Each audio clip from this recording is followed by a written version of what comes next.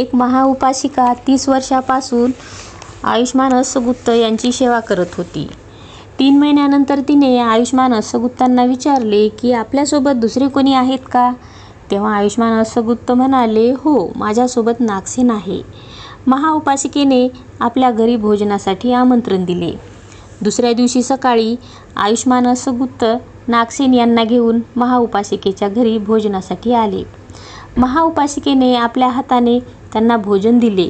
भोजन झाल्याच्या नंतर आयुष्मान अस्सगुप्त म्हणाले, नागसेन, तुम्ही महाउपासिकेला दानानुमोदन करावे.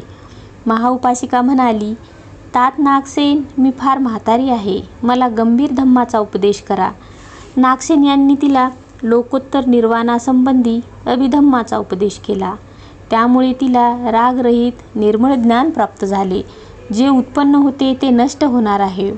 या गोष्टीचा विचार करत असतानाच भंते नागसेन देखील श्रोतापन्न फळात प्रतिष्ठित झाले. हे पाहून अस्सगुप्त खुश झाले.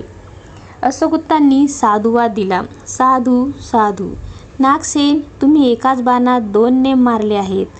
पुढे आयुष्मान अस्सगुप्त म्हणाले, नागसेन, तू पाटलीपुत्रास जा. तेथे धर्मरक्षितांबरोबर भगवान बुद्धांचे सर्व उपदेशाचे वाचन कर, अध्ययन कर. भंते नागसेन म्हणतात की पाटलीपुत्र तर खूप दूर आहे, भिक्षा मिळणे कठीण आहे, मी कसा जाईन पाटलीपुत्राला? मग आयुष्मान अस्सगुप्त म्हणाले की साळी, भात, सूप काहीही मिळेल. ठीक आहे भंते, असे म्हणून आयुष्मान नागसेन आयुष्मान अस्सगुप्त यांना प्रणाम करतात आणि प्रदक्षिणा घालून आपले चिवर आणि पात्र हातात घेऊन चारिका करत करत पाटलीपुत्राकडे निघतात.